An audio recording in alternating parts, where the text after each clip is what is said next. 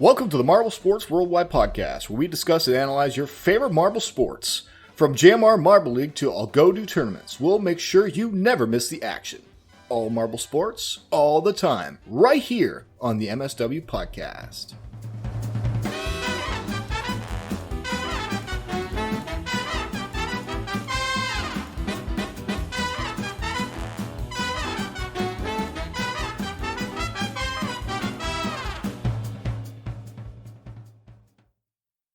Hello, everybody, and welcome to the Marble Sports Worldwide Podcast. My name is Brendan. And I'm Commander Wof. And I'm happy to be back this week. I missed last week because, stuff. That's all I got. I don't have a story for that. I had things going on in my family. I had to attend to them. And even though I love the show and I love marbles, family first, marbles second. I'm sure you would agree, Wof, right? Definitely. I would definitely agree with that. And I heard that things did not go to hell while I was gone, so that's good to know. Nope. Things it went pretty smoothly, yeah. especially when compared to episode 14. Yeah, that was the first episode you did without me. I remember S-Man was on that episode. So do you think, let's say the episode 14 hosting that you did was a 1 out of 10. What would you rate this past week's hosting as far as you taking over the show? I think the best I could give myself is a 6. It's fair. I'll take it. Like we had about like half an hour's worth of content, but then Hershey had to basically give us talking points to keep going with. And I'm glad he did, because he got a lot of good stuff that I wouldn't have brought up. So like it was like, I'm definitely not good enough, at least with my style. Like podcasts don't have to be an hour long. It's just that's our standard at this point. Yeah, we've been doing that. I don't know if that will persist through the slower Marble League months. I feel like most episodes will end up an hour because we only do them once a week. So like every time a new week comes, we have like some little thing to talk about. Like today, Sand Marble Rally picks. And the next time, maybe another NASMARB video. The next time, maybe we'll jump over to a different channel or something. But usually at that point, we'll get to that. We'll get 30 minutes. We'll do the trivia, and all of a sudden, some random like idea will pop into my head, or we'll get into an argument, and all of a sudden, it's over. So I mean, I am fine with ending early. I think that we should not be scared of ending at like 45 minutes. But right. We'll let it go. But again, like Hershey, like had like the point of like there was a lot of things that we could have discussed the entire time that we completely missed. So like I don't know if it's necessarily that there wasn't enough to talk about so much as that like I just do not know how to, I guess, think of enough stuff. Like I think that's just because that's the. I mean, like, that's the nature of me being like just me. Like I only have so much I can focus on, and so like that's why you need more people to help you get different perspectives. And like also, it is Hershey; it's his series, so he definitely would know more about the stuff and pay more attention than I would. Yeah, and I'm glad he was there to give you guys talking points. I'm sure that stimulated some good discussion regarding NASMARB. Yeah. But yeah, guys, I'm back. I will say, things have not changed too much. I have begun college, so I have that workload. It is a workload, but it's also given me something to do, right? I mean, there's not much to do these days. That is a fact. And unless you were used to just being in your house all day, in that case, I'm sure you're just doing the normal. But for me, I'm not one that was a hermit before virus, so I am definitely low on things to do. So college has given me a little more of a purpose, so I'm happy about that. And I also stumbled upon a new TV show that I began watching, Cobra Kai. Have you ever seen that? I have not, but I've heard a lot. I know I've heard a lot about it. Like I've ever seen the original Karate Kid a long time ago. I haven't seen 2 or 3, but I know that the Cobra Kai basically it follows the antagonist of the first movie becoming the protagonist, and the original protagonist is basically the antagonist now because he's kind of like full of himself. In a little bit of a way. Definitely things kind of shift around over the course of the first season. I watched the first season through. For people who don't know, Karate Kid is a movie. It was made a long time ago. I think there was like 3 parts. The 80s, or 80s, or I think it was the 80s. Yeah, an old movie. That was the time when movies were real good, you know? I think Rush Hour was made around then as well. Just a great time for movies. This movie was about, it was like one of those underdog stories. So you had the really weak kid, but then the old Asian man teaches him karate, and he, all of a sudden goes to like finals and all that. So the story. I'm not going to spoil any of it. There was of course an antagonist to that, as most 80 movies have, like the jerk who's really good and pushing him around and things like that. I recommend just go see those movies. They're really good and they're classics. But Cobra Kai kind of takes up when those two protagonist people, like Wof said, are older, and I'd like to say it's clear cut, but it's not. I would say that they're both kind of protagonists in their own way. They're both kind of doing.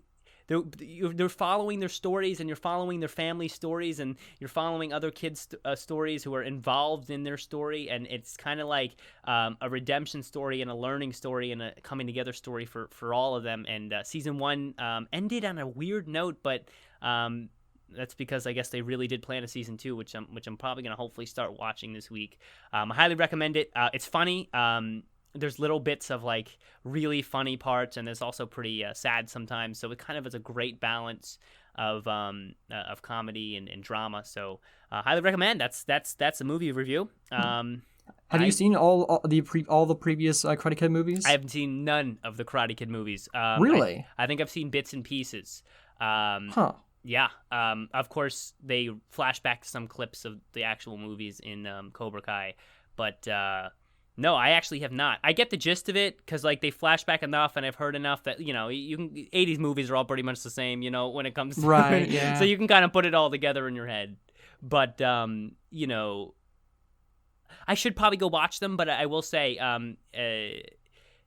even without seeing them, you really do get the picture of what's going on in the new series, in the new TV show. So overall, I love it. I think it's great. So you should check it out. If you have nothing else to do, which I'm sure you don't. Limers. So there you go. Without further ado, guys. Well, Wof, actually, you want to say? there is like one thing that I did not mention this last episode, but like our listeners might have picked up on it from the news segment briefly. But Wolves actually had to step down as our half host. Oh, indeed. They have. You probably could have told that like that recently they've been struggling to find the time and stuff like that these past few weeks. Like it was like due to scheduling issues as well as, like, I think it was like lack of like a loss of interest, if I'm not mistaken. It's been a while since I read message to us. Yeah, it was kind of a little bit of everything, busy, hard to get the programs for recording all correct so there's no lag, a little bit of a lack of interest. Like there was a lot of effort that went into it. School came back, so like he is dealing with that too. Like, it's really like it is like I can definitely understand, like it's like a lot can happen. Yeah. Like I'm pretty I've become rather like really busy since moving and dealing with college. Like, I don't have as much free time anymore. Like, yeah. It's like it is hard to continue doing stuff like this, and so I completely understand. Like I wish him the best going forward. I hope he has fun with whatever he does. Maybe he'll do a podcast of his own someday. Maybe so. He has the raw talent. I think he would do well if he practiced. But yeah, I wish him well. He was great when he was on, and I'm sure he'll come on and guest every once in a while here and there. And listen, I get it. This is a tough time. Even me, who's mostly cheerful, have had a little bit of depression going through this time, being stuck at home and just feeling trapped overall. And it is tough. And I just totally understand. Motivation is hard. And listen, you got to just keep plugging on. So, the podcast is going to keep rolling along. I hope all you listeners continue to roll along with us. I know things are getting dry a little bit in the JMR season as we go into San Marble Rally and then into the unknown of the winter. But into the unknown. But as we do so, I hope that you just come on and listen, for the marbles and just for the community of it all, so you because we want to relate with you just as much as hope you guys want to relate with us. So without further ado, Johnny Marble wants to do some relating, I'm sure. He's got some good news for us. He's got some good opinions for us. So let's go to the news with Johnny Marble, and we'll see you on the other side for some Marble sports talk.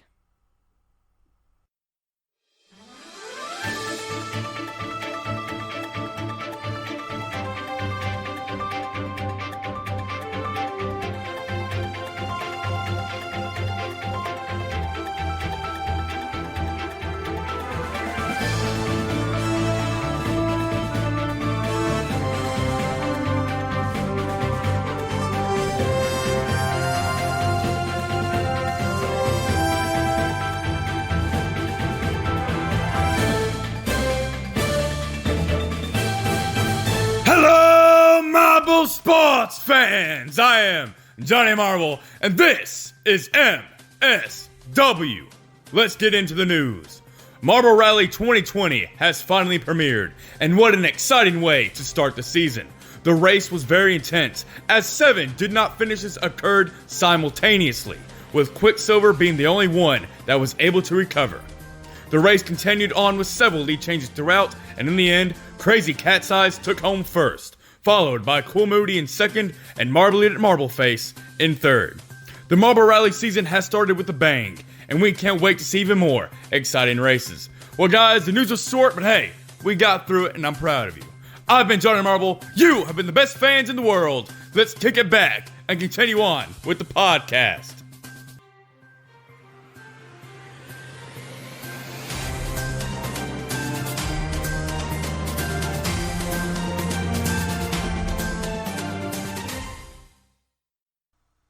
All right, everybody, we are back from the news. Thank you, Johnny Marble, for another exciting news segment. Lot of stuff coming up in Marble sports, right? Sand Marble Rally is a big thing right now. Of course, Marble League, as you know, it's my favorite. I do like Sand Marble Rally. That's how I first got into Marble sports. And there's just a place in my heart for that outdoorsy kind of reckless racing, different size marbles. Not the same teams, a whole new look, a single player kind of matchup. And I'm excited for it. I really am. As you can see, if you're watching on the YouTube, I have a new little setup here where I'm showing my Chrome screen, sharing my Chrome screen so I can share with you things that I'm looking up during the show, things that I'm analyzing during the show, and things that I'm listing during the show. And currently we have my picks up for the Marble Rally 2020. We're going to talk about them. Yes. We're going to talk about the last 40 years and the stats relating to these picks. I don't pick stupidly. I don't pick randomly.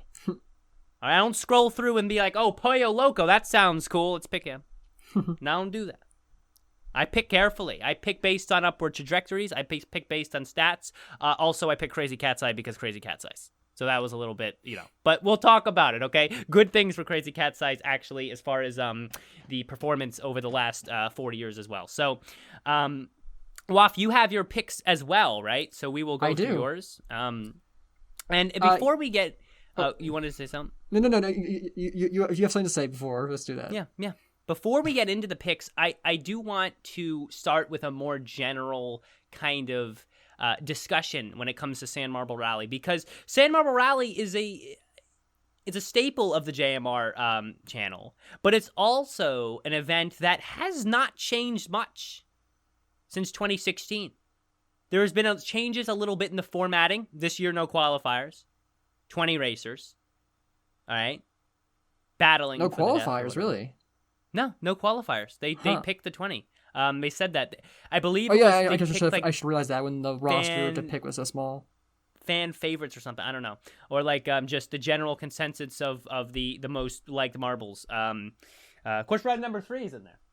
But not much has changed besides formatting, and I just want to know. Of course, I'll give my opinions, and Wof, from you as well. Is there anything that you want to see this year? Is there any change to Sand Marble Rally, to the tracks, to the presentation, to the formatting of the points? Is there anything you want to see different this year, and is there anything you at least expect to see? Well, I think what I would like to see is more, maybe more obstacles or more things like the funnels of sand, like they would make like basically a sand funnel. They go through a little tunnel and come out. Like I want more environmental stuff like that. Like maybe make like if I don't know if the sand is good, would work for this, but maybe make a small sand castle to go through. I kind of want more variety again. Like I think I don't know if they've toned down. Like did they tone down how much obstacles they put in there? Because I think they thought they used to have more. I feel like they kind of shift the obstacle focus every year. I think that I don't want to say they're getting lazy, but let's say they've decided to not do like decided to not include obstacles like built out of sand, and instead we'll just throw like those little plastic chevron things down that you see in Marbula 1 and be like, oh, well, that's an obstacle right there. That's more of a boost because less friction. So, and that works. Like that's a great way to get marbles going faster, sure. But like I kind of want like ultimately it is still just marbles racing downhill on a mostly similar track style. So, I mean, there's got to be ways to spice it up. You know? Agreed.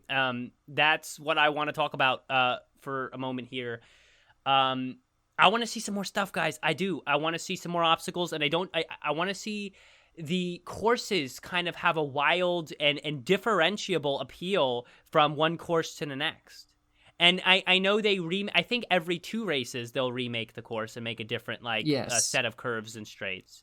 But the problem is I cannot name for you one course that really sticks out in my head over the last 4 years. All right, and so I'm hoping for something new in style, something like, maybe there's one where there is a lot of turning right. I mean, that's so simple and so dumb, it seems, but that could really add like some sort of new feel to it, because it's like always this weird shape. Or maybe there's one that just it hits you over and over with those weird kind of where they put up the sand like a dune and the marbles roll up it and then go back down and then continue on. Maybe something with a lot of those hits you over and over again. 1, 2, 3, 4, 5, 10 of those maybe on the track.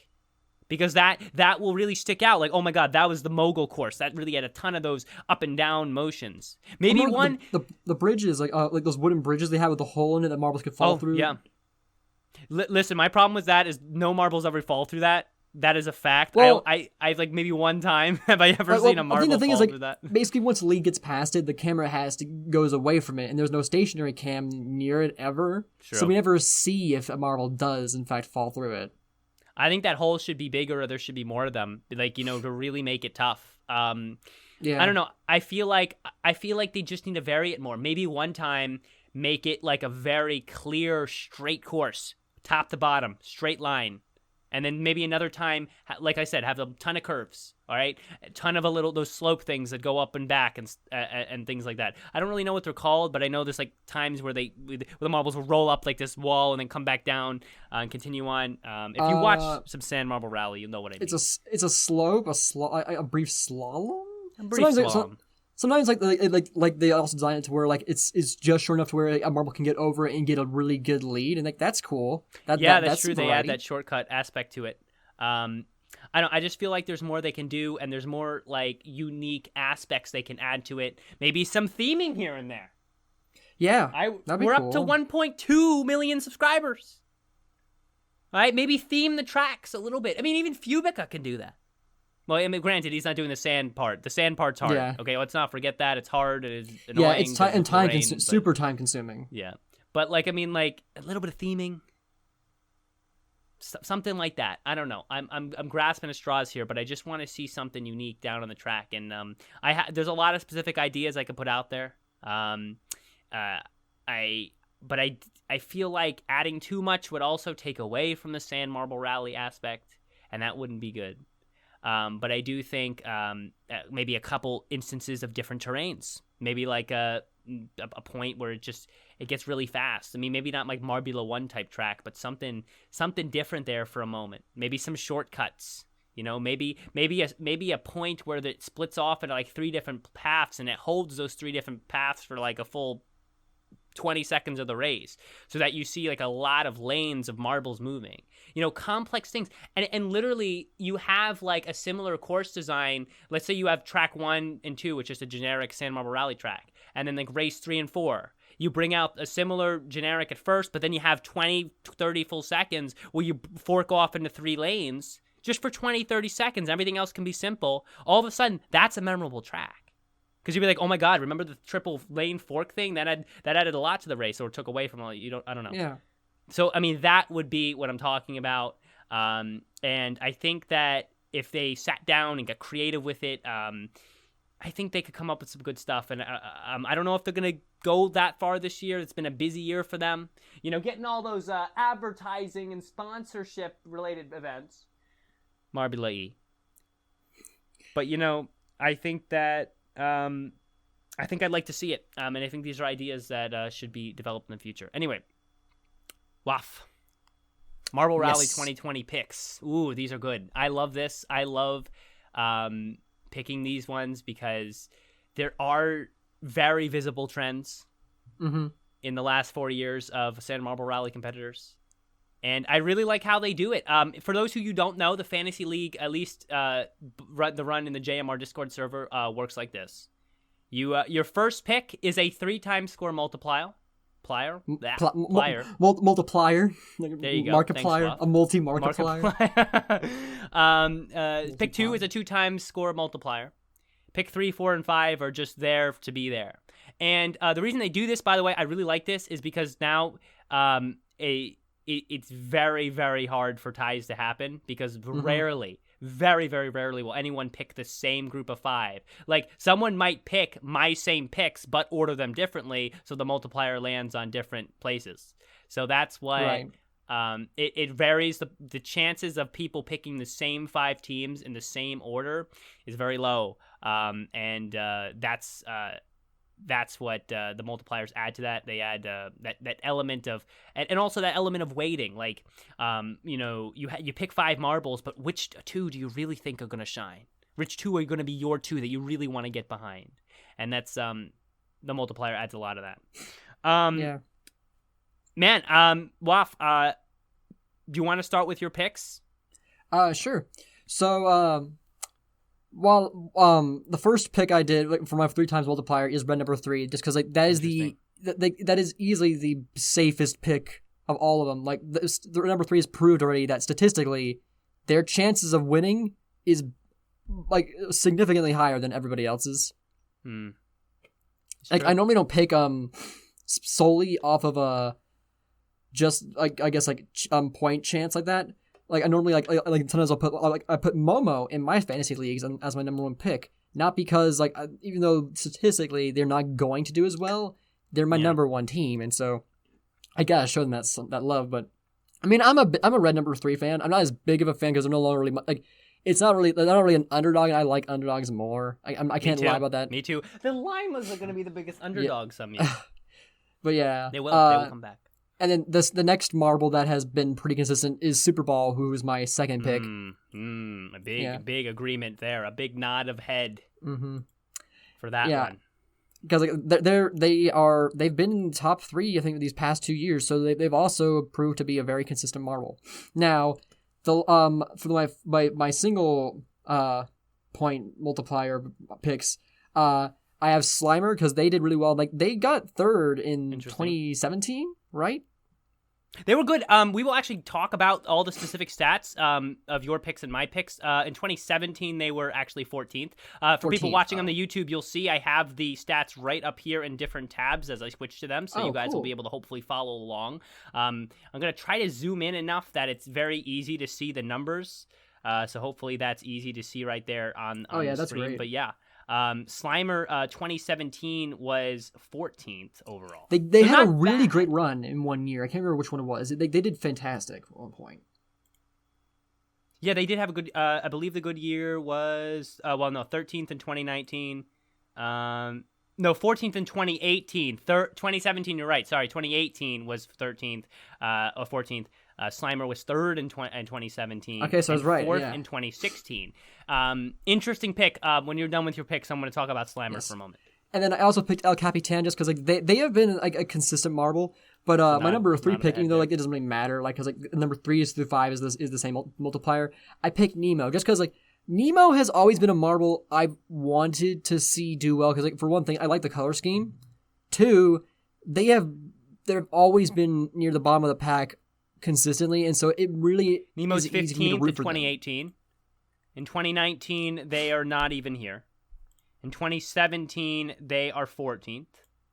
And in 2016, I don't even think I see their name.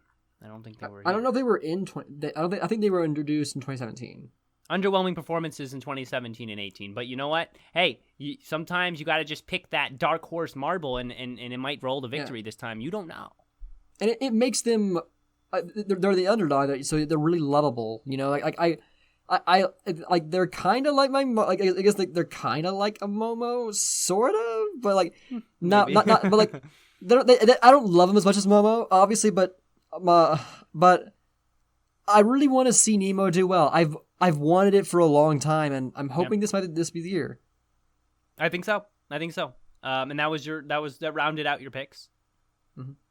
Let's talk about your picks. Let's talk about them. I think that it is a solid set of picks. Unbiasedly,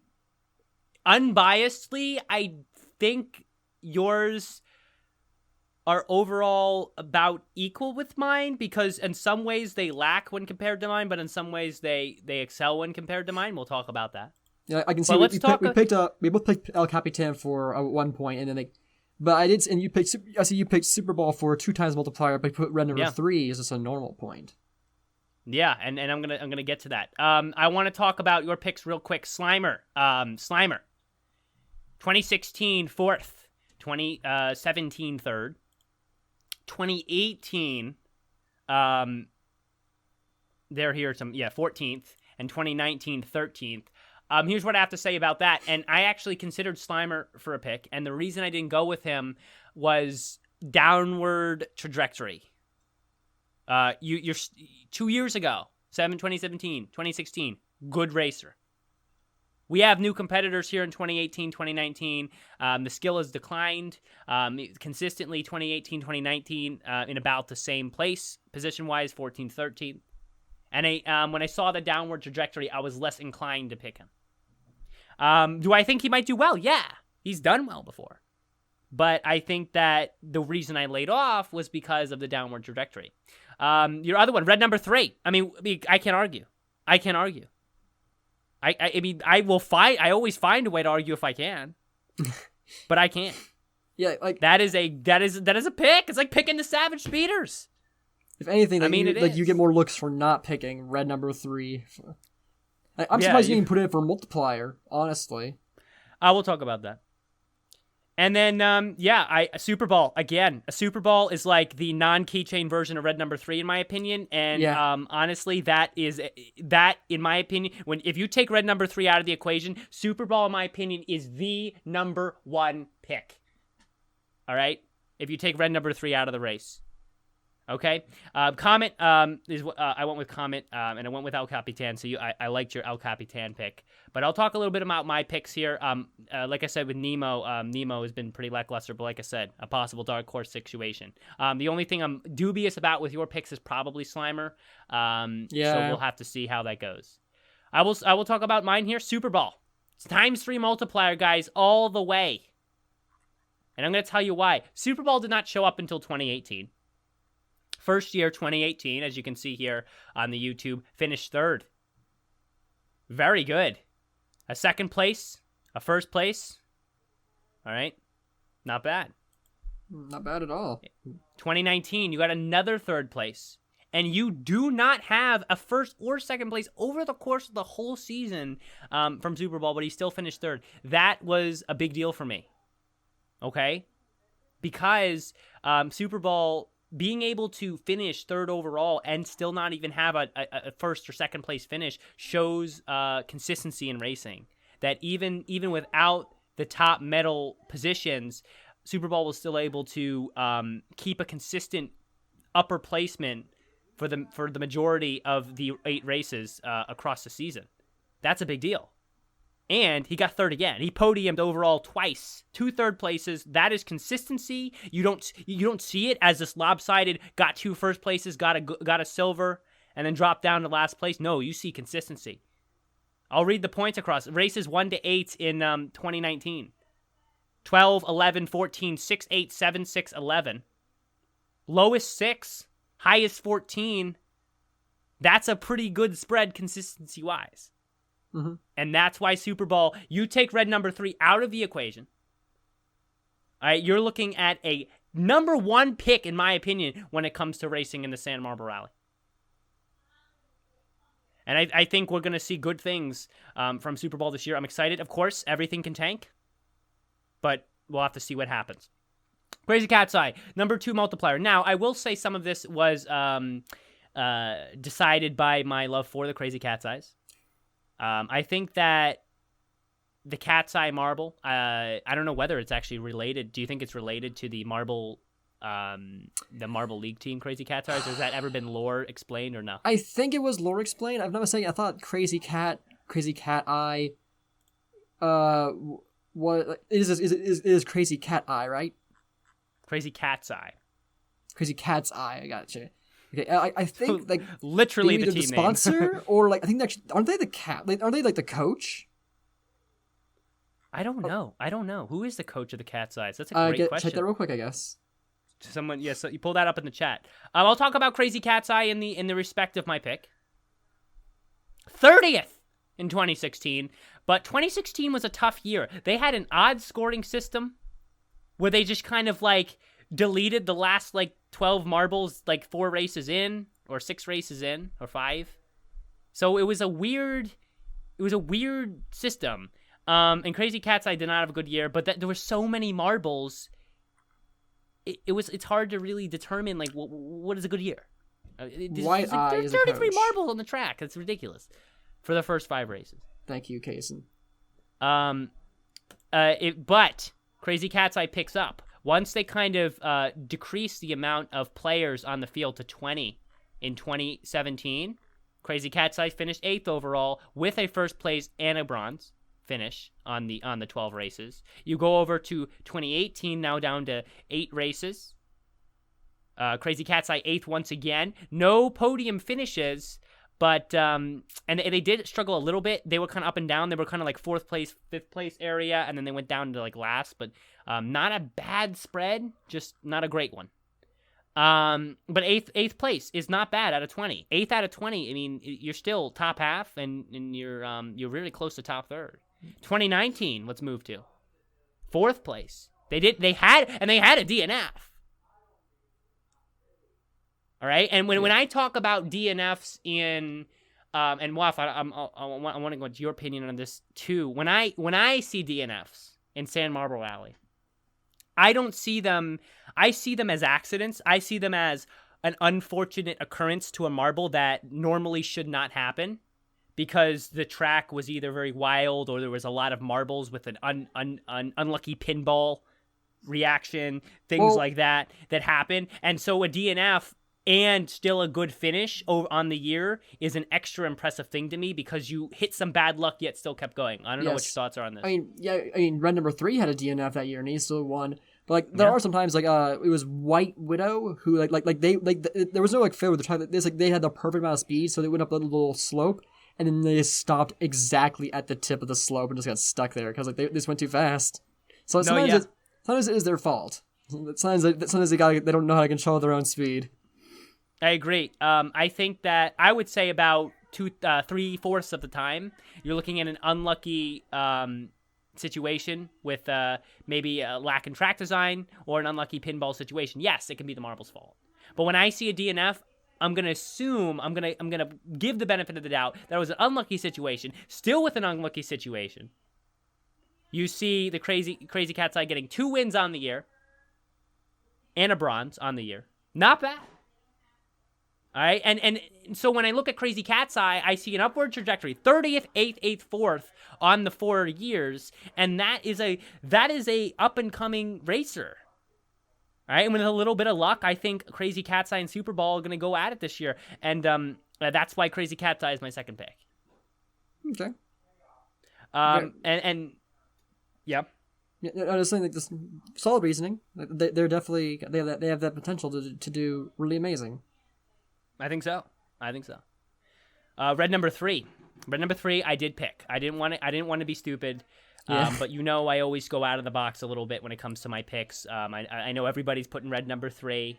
3 times multiplier, 2 times multiplier. I wanted to play the odds, the off chance odds, and say that red number 3 is going to have a good year, but not the best year. I don't know. I don't really have a great reason for this. I don't know. I don't know. I feel like red number 3 obviously is a savage speeders 2-1-1. That's a savage speeder type of score. But I think that I don't know. Maybe this won't be a good year for them. I think that it's just too easy, right? It's too easy to be okay.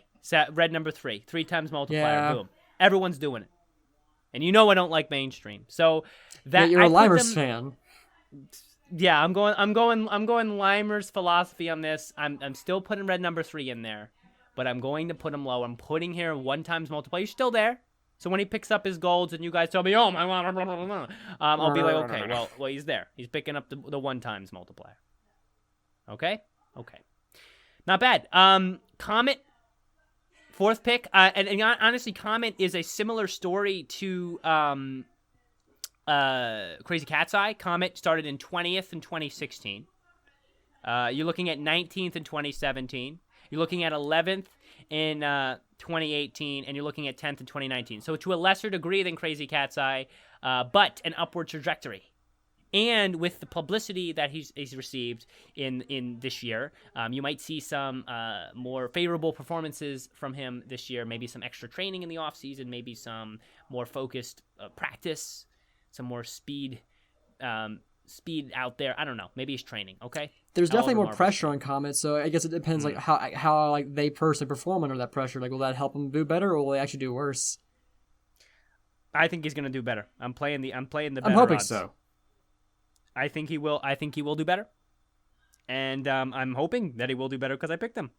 So we'll see how that goes. That's all I can say. Yeah.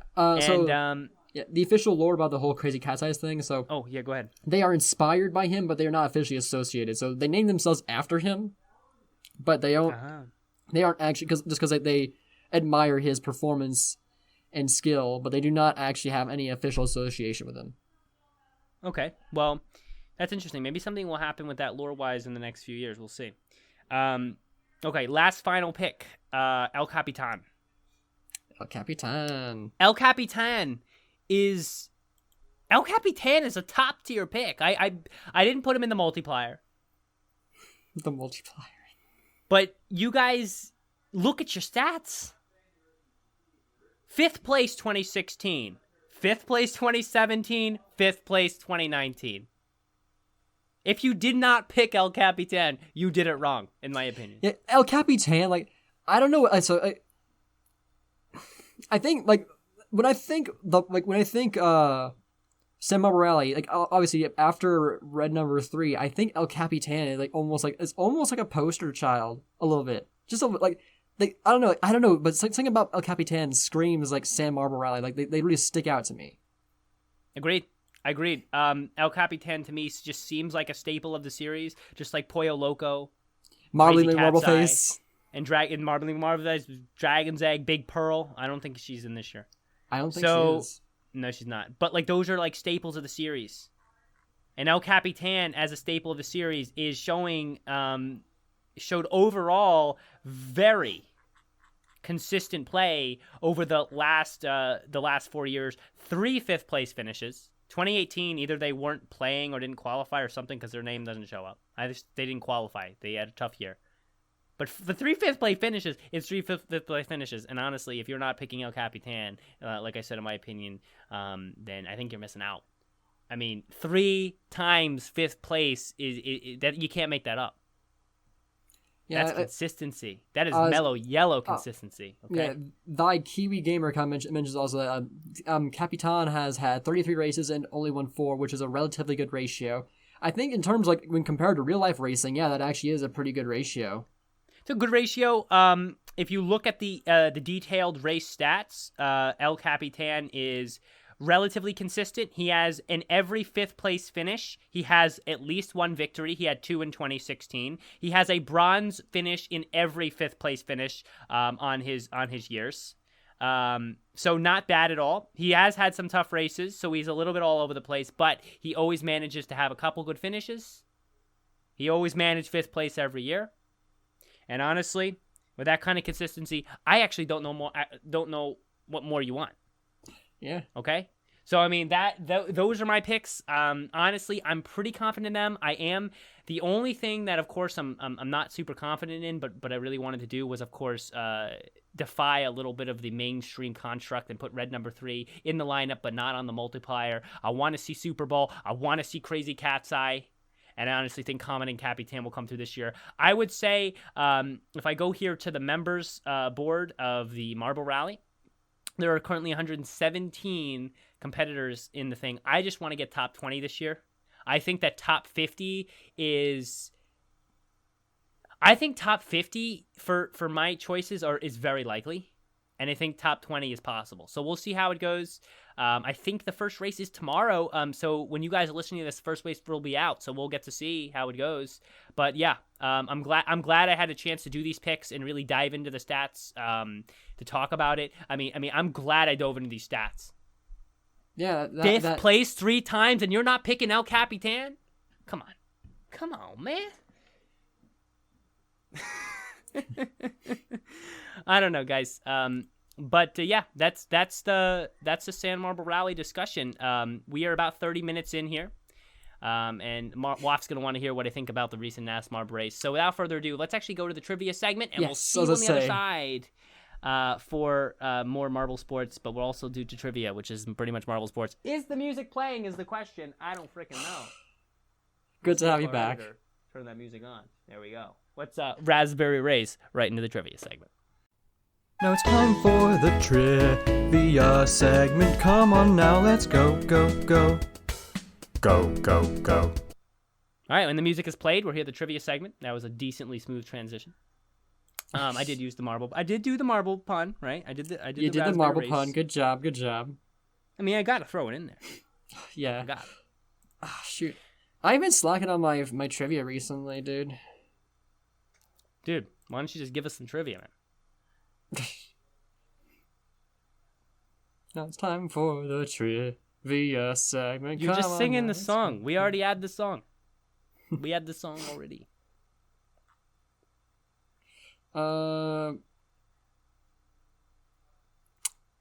Yeah, do you have a question? I am currently kind of working with my question. I'm getting it there, Wof. So why don't you start us off? But you see, we are professionals. All right, we'll see what Jason does with all this mess. Okay, I actually will ask a question. In the spirit of course, in the spirit of San Marble Rally, I think it would just be a nice question to get out there to remind us of the abilities of the previous years. And so I'm going to ask, what were the 4 overall victors from 2016 to 2019 San Marble Rally-wise? Not the hardest trivia question, but one to remember the really important racers over the last 4 years. Well, if you want to go ahead and give your answer on that. I know the answer, of course. Can you repeat the question, please? 4 winners, overall winners from 2016 to 2019 in the San Marble Rally. Name them. Red number 3, Ghost Plasma. Yeah, he's assigned the years. What are the years? Oh, Ghost Plasma 2016. Red number 3 has won both 2019 and 2017. And then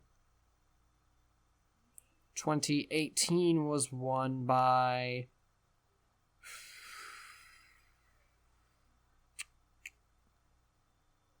Was it Super Bowl?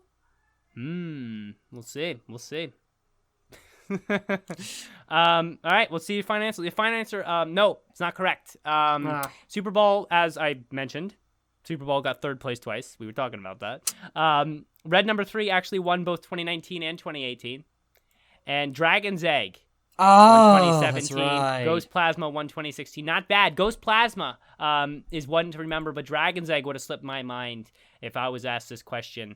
But I did know about Red Number 3's 2018-2019 victory. So pretty good to remember. Remember those marbles.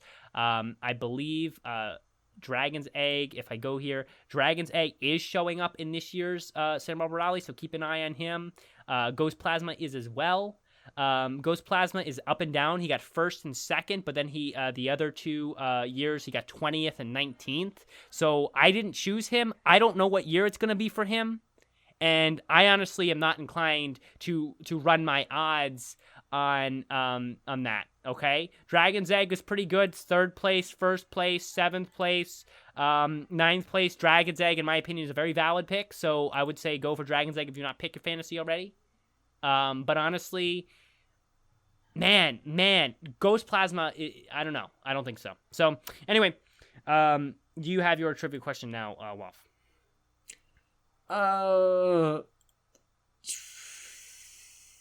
No. He's struggling. How about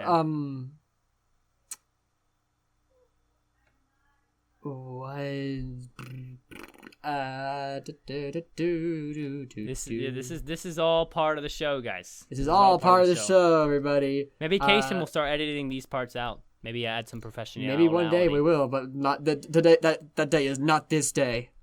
This day we stall for time. This is a great time to go into the comment section and say something about marbles that you think is interesting to us, or to check out mswpodcast@gmail.com as Wof struggles here for the trivia question. You can also follow us on Twitter @_MSW podcast. We post every once in a while about marbles, so you can check that out. And yeah, share the podcast around to other marble fans. Listen, all right, we want to bring you guys the entertainment. We want to bring you guys the excitement of marble sports. So share this around, and all marble sports fans can hopefully get on board and bring excitement and interesting comments to the podcast each week. I would love to one day have the opportunity to have a segment on the show where I read viewer emails each week. We read a couple of them, see their opinions, because that would be great to hear what you guys have to say, and then us to get that would stimulate discussion. It'll be a nice segment, but we have to get that. We have to get those viewers to send them in. So send us emails, mswpodcast@gmail.com. Just say whatever you want. Say anything about marbles, anything you're thinking about the upcoming seasons, upcoming events. You can send us trivia questions as well with answers. You can do whatever you want, and we'll read them on the show. If you're a long-time listener, I highly encourage it. If you're not, still do it. And there you go. So, Wof, do you have a trivia question after that, or we're just going to do mine today? All right, I'm excited. So, in 2017, there were a lot of DNFs. A lot of DNFs. So much so that there's actually more marble. There's more marbles that have got at least one DNF than there are not. So my question is, in 2017, how many marbles didn't get a DNF, and can you name them? So how many marbles didn't have a DNF on the season? How many? That's what I said. Can you guess how many didn't have a DNF, and then also who those marbles were? Okay, well, 2017, they did shorten it down to 20 marbles. We're only talking main event. We're not talking qualifiers, right? Correct. We're talking 12 races, though. 20 marbles, 12 races, second year of Sand Marble Rally. So the tracks have not been really refined yet. There's a very, very good chance that... I would say 16 of the marbles DNF, leaving 4 not DNF'd once the whole season. You know what? I'd even say only 3 marbles. Only 3 marbles did not DNF the whole season. And to throw out some random guesses, I'll give you Dragon's Egg on that. I'll give you Slimer on that. I'll give you Red Number 3. How was that? Possible? All right. So the answer is actually 2. Wow, I was close. I got 3, so that's not bad. Yeah, and one of them was Dragon's Egg. Okay, so that was good too. But the other one was Glassy. Glassy. Ooh. Yep. Let's take a look. I'm going over. Oh, Glassy. In the 7th spot. Hey, not bad. Not bad. They call the DNFs RETs. What does RET stand for? It means did not finish. You'll scroll down, you see the legend down below. Well, why does it say RET? It must have been a different phrasing back then. I can't even imagine what that means, actually. Possibly it might be the wiki who did it that did it then. Interesting. Cool. That's a cool question. Yeah, that's interesting. A lot of DNFs in San Marble Rally. Lots. Because especially it's a reckless course. And actually, the best of the best in the racing usually have a you look. Okay, let's go back from the trivia. Play the music. Do the thing. Kason, 3, 2, 1, play it. Blah blah blah blah blah blah blah. That was the trivia segment. Now let's head back to the show. The show. Oh. All right, we're back to the trivia. I wanted to launch into. See, sometimes the trivia gets me thinking, thinking about a fact, and now I really want to talk about this because to address some points here regarding the top competitors in Santa Marble Rally. The top competitors, they are okay with one DNF because you know what? It is very frequent. Red number 3, 2 victories, 2018, 2019, DNF'd once, both times. All right? Top 5, 2018, 3 DNFs. Top 5, 2019, 2, so not as many. So 2019, they did a little bit better on the track, but a lot of DNFs in the lower spots. Okay? Some of it, and usually top half, if you look top half 2018, 2019, and these are where the track is actually much better made. Because remember, 2017, 2016, it was a lot more marbles, it was a lot worse. So you had DNFs a lot more often. You look in top half 2018, 2019, you're looking at least half the marbles in the top half DNF'd at least once, maybe twice. Pollo Loco 2019, great example. DNF twice, finished 7th. It is a normal thing to DNF once and still do well in the San Marble Rally. And that is something that I think that's something that should be noted because, DNF has always looked bad, and you talk about Marble League. Marble League of DNF is awful. Marble League of DNF is a bottom finish. You're not coming back. But here in Santa Marble Rally, red number 3, we're talking even DNFs once. He's still brushing that sand off and is like, listen, I actually can still get first place. And you know what? He did the last 2 years. So with the DNF. So I think that should be noted. So it was pointed out that RET means retired, but that doesn't make sense for what a DNF actually is. That implies they gave up, which is not what they did. They're just they're halfway through the race. They're like, you know what? Forget it. I don't want to do it anymore. All right, I'll come back next week. Okay.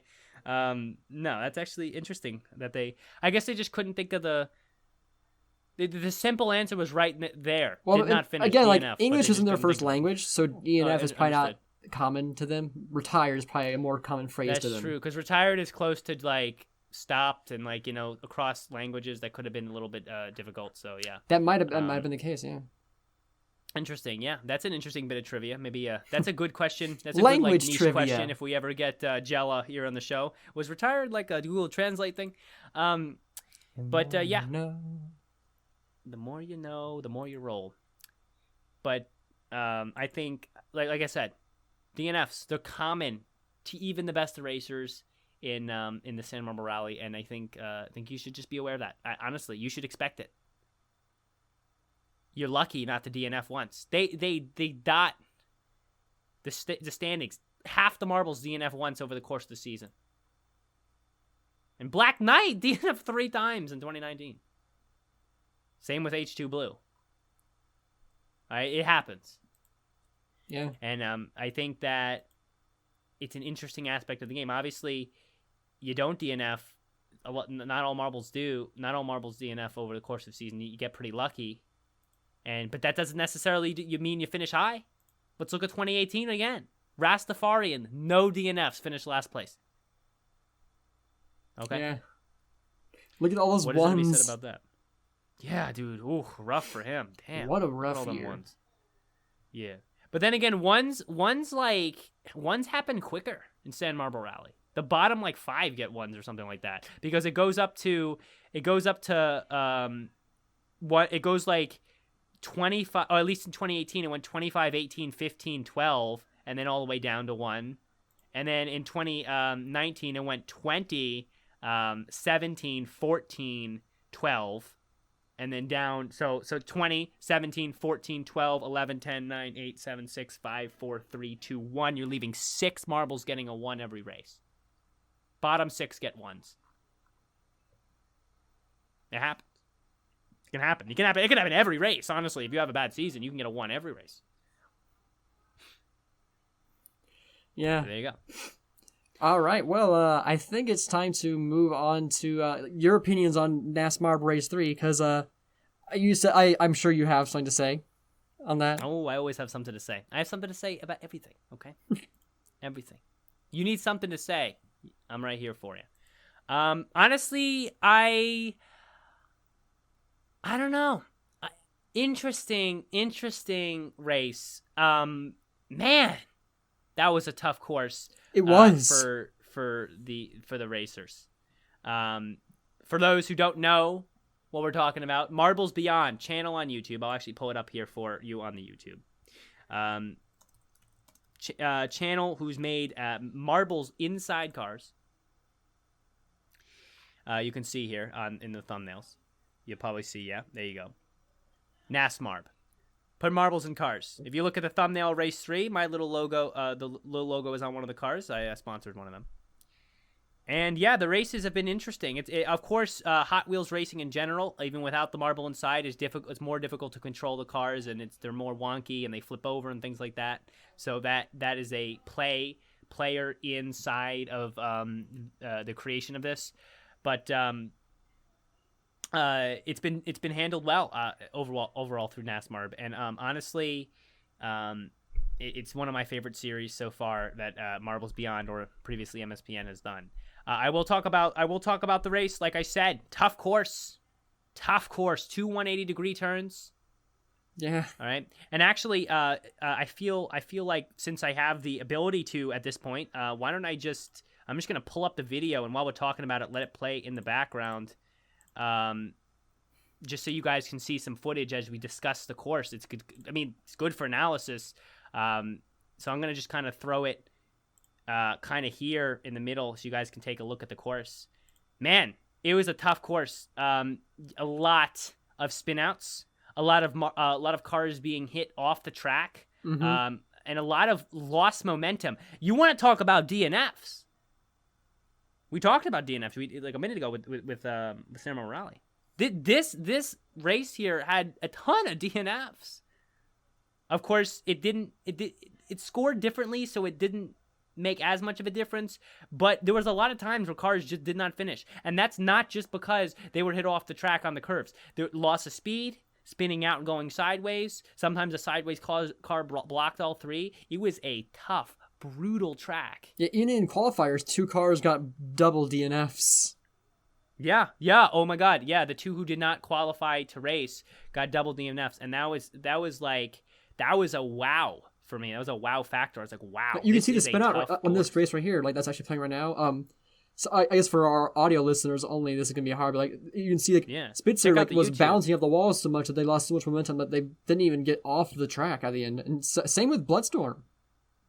Yeah, a lot of loss of momentum here, and you get some of the footage. You see right here with Spitzer, did not even finish, sideways movement on the track, and then they didn't even finish. They left about 10 car lengths between them and the finish line. Loss of speed, and that was it was great in a way because it added this crazy chaotic aspect to the racing. Definitely, like, oh my God, are they even going to get to the end without just wiping out? Another example of it here. This car flips over after the second turn.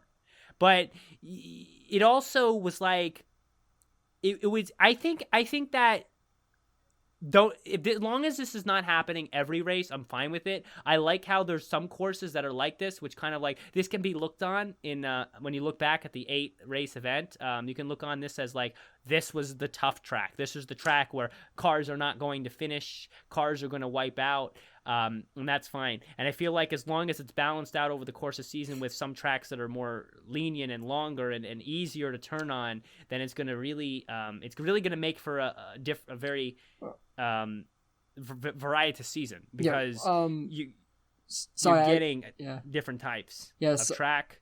Sorry, I'm so sorry. What happened? I keep thinking that you're gonna injure point, then I can, but then you just keep going. Sorry, dude. I'm just trying to really get out what I think about here. Yeah. Just go ahead, dude. Yeah. Cut right into. Okay, what I'm saying. I just want to clarify. It's like, so Brendan hasn't had a chance to listen to the last week's episode where where me and MFA both discussed race 3, which if you want to get our in-depth opinions, go listen to that. Yeah. We already discussed like how like there are 4 tracks, 8 races, so each of these tracks will be used twice, and so you'll see this race again for race 7. Yeah. And then and then for the championship, the fans will get to vote on 2 tracks that they liked the most, and they'll be used again. So this could be you could see this track 3 times total.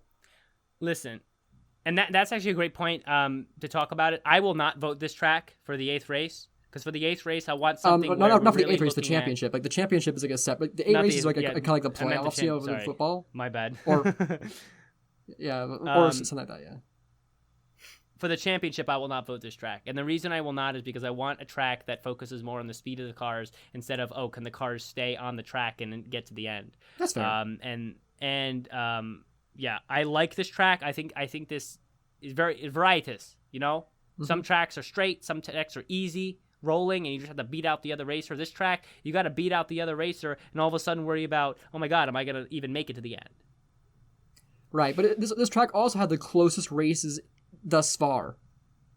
Indeed, it did. No, I feel like last week there was a bunch of examples of really close races, and this week there was a couple. There was a lot of wipeouts where it was just easy to see. Like there were points where like all a car do was have to roll across the finish line, and they got the win because it wiped out so many times. I mean, maybe, but like in that final race, like it was like was Streamer like 3-1-1, and then suddenly it's 3-3-3. Yeah, that was good. I think that to me is an example of, you know, the top competitors, Spitzer, which is sponsored by you, and Streamer and Lemon Giselle, who's been on fire the last couple of races, showing that their drive to win. Literally, there you go. There's a pun, but it was very back and forth, and just every car, you saw them come out of the gate there at the end. Maybe we can actually skip here in the video to that, so you guys on the YouTube can take a watch. Like you just saw like every time a different car of the 3 was getting out into the lead out of the gate, and it just really kept things interesting. And the tie up at the end, and it was great. It was great, and it made it super exciting. You know, right here, you see all of them just T-boning each other as they're trying to get to the end. I love that. It's exciting that way. Yeah. But so I'm curious. Do you have anything to say about the decision in the final race regarding the Lemon Giselle exploding?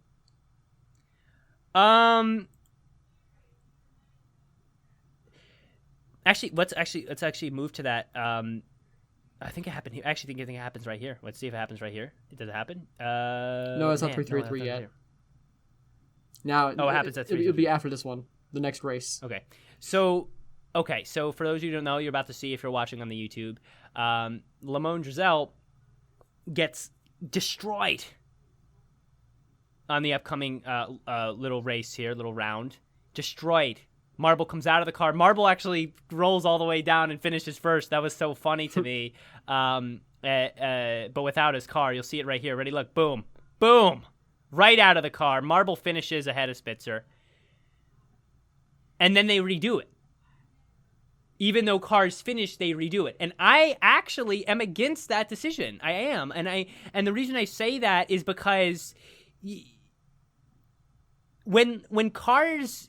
When in the earlier races, when cars were flipped off the track, they didn't redo it. So this was kind of an example. This is no different from a car being flipped off the track. There's some contact. Contact is allowed. It's been mandated that it's allowed by allowing cars to be hit by other cars off the track, and the race is counting. So to end it here, just because the wreckage of the vehicles kind of was a little bit more extreme or happened on the track, that is.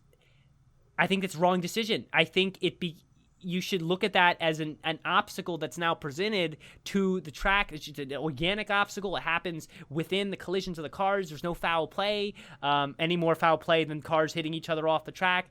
I don't think the redo was warranted. I don't.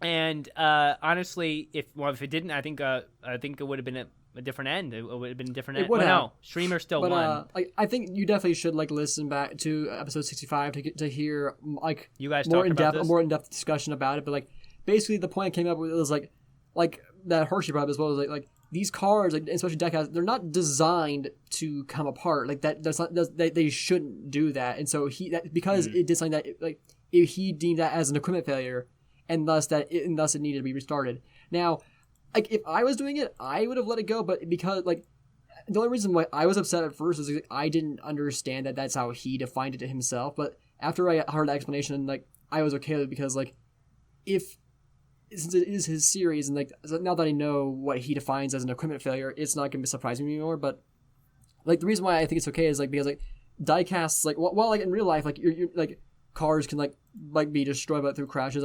They're not. Man, the race continues to go on. They don't restart it. It gets normally major crashes. They result in the race slowing down or stopping completely. But with diecasts, they are not designed at all. They're not. Most of them aren't designed to actually come apart. And the fact that it did come apart could have meant that maybe it was loose, and so that could potentially have meant that Giselle maybe was hindered at the beginning. And if not, it's possible if Giselle did not explode, that could have affected the ending of the race. So it's I definitely understand I understand why you would be apprehensive about it. I was very apprehensive about it. I was so happy at the end, and then I saw that happen. I was like, wait, what? Huh? Excuse me? But I think I'm okay with it now, and considering that Spitzer was the most screwed over by it, I think that should be that's saying that should be telling that it's not something to be too upset over, because I had the biggest emotional stake in that finale there, and understood. I'm able to come to terms with it. So yeah, I that is a good way to look at it. I honestly think objectively, well, I guess subjectively, this is my opinion. What am I saying? Subjectively, I do think that it was the wrong decision. I think that once the cars are let go, whatever happens, happens. All right? When you look at JMR, when marbles roll up the side of the track, they don't restart the race. And you could say to me it's different, but it's not. Okay? And I don't think it is. Well, everyone has don't think rules. It's different. And I think that I am fine with these rules. I'm not saying they're terrible rules, but and of course it works a little bit more in this situation since the races are short enough that it's not that hard to redo one. But I think that everything should be able to fit all situations. And if you went to the extreme and made this race 3 hours long somehow, but one of the cars T-boned and broke in half, there'd be no restarting. So I think part of the reason that a restart was considered because the race was short enough to make that happen. And honestly, in my opinion, I think it should not have been done. Am I gonna get super upset about it? No, I'm not making this. It's not my rules, and it's also not the biggest deal ever. But if you ask my opinion, if you say to me, Brendan, you got to tell me right now, do you think that they should have restarted? I'm gonna tell you no. Okay, so that's my opinion on it. Yeah. Mentioning restarting, remember in Collision this year, there was one of the referees got hit by the starting gate. None of the competitors were affected, but because the referee was knocked over, they restarted it. But that's different. It is. It's different. I'll tell you why it's different. The referee not moving is a constant across every time Collision is run. Okay? The cars colliding into each other is not... let me reword that. The cars not colliding into each other is not a constant across every race in NASMARB. In fact, they're expected to, and many times the car is collided into and it flies right off the track. But they don't always explode. That's the first time when anyone's ever... Right. But an explosion is just it's not based on the car's equipment failure, but it's more based on the way the collision happened and the way it ran up against the wall. It's just, instead of flying off the track, it kind of imploded in on itself or exploded. And I think that like if you want to talk about should a restart happen, what I ask myself is, okay, is what happened something that is a cause of something that should even be happening in the first place? Can collisions happen in NASMARB? Yes, they can. Can collisions with the referees happen in JMR, or like are they supposed to and everything? Are they a constant? No, they're not. And that's the difference I would put on that. Well, I guess, but like in real life sports, like in Olympics, like if a referee gets an injury or something, like they're not gonna stop the competition, unless it's like well, it depends. Like for instance, in Taekwondo, in sparring, there are 3 judges in a circle around them, and you need all 3 to make so that way everybody can see. To make the most clear judgments on points, because like you need multiple different angles of perspective to actually catch everything that happens. So if a judge gets injured there, you have to stop because you need a 3rd judge to do it with. You can't do it with 2. It's impossible to do it accurately, or at least to do it well. Like because like you need that 3rd to break ties and also to be able to see the other side. So, but like in collision, for instance, it's the referees like. That one referee, I don't think would have made much of a difference in decisions. Right, no, but see, I mean, ultimately, you're making a mistake. You're making a mistake here. You're combining the human perspective of marble sports to the marble perspective of marble sports, and you can't combine the two when making a decision. Okay, on the human perspective, you're saying because the referee doesn't make any difference on the human perspective. No, just a marble sitting there for decoration. No, I wasn't you saying have to that go because all it's a in on- marble. I was saying that because no, but you're saying like it doesn't really make a difference. But if you dive into the world of marble sports, if you dive right in and you pretend like they're all athletes, like we do, then actually that referee is really important because there's so much going on in collision that you need to be able to see all aspects from every single possible angle to make sure there's no foul play, to make sure there's no mistakes in the equipment that all the Rube Goldberg they felt like putting around the whole thing this year. I mean, like So you're combining the two worlds there. You're saying, okay, well, from the human world, it's not a big deal, but in the marble world, it is. So I don't know. I feel like you have an argument there, but I don't know. I didn't mean it like I was staying in the role play there. I meant like at least from my perspective, I thought like the only thing that mattered was making sure that the marbles stayed on the stadium and didn't roll out at any point. But like I guess like thinking about like, maybe like more role play, like they're watching to make sure they don't have any contraband or weapons to stab the enemy team or something. Oh yeah, there you go. chip in the glass there. Let me take out my marble awl and just my little marble shiv. Yeah. Oh my gosh. But I don't know. That is a good question. When restarts are warranted and when they're not, and that ultimately does come up to the game makers or the sport makers. So of course, their opinions are to be respected. But I mean, I feel like every situation is different. Every situation and field, generally, it works to ask yourself, okay, is what happened something that is caused by a constant and a normalcy of how this action, how this event plays out, or something, an aberration. Collision, referee getting hit, aberration, not supposed to happen every time.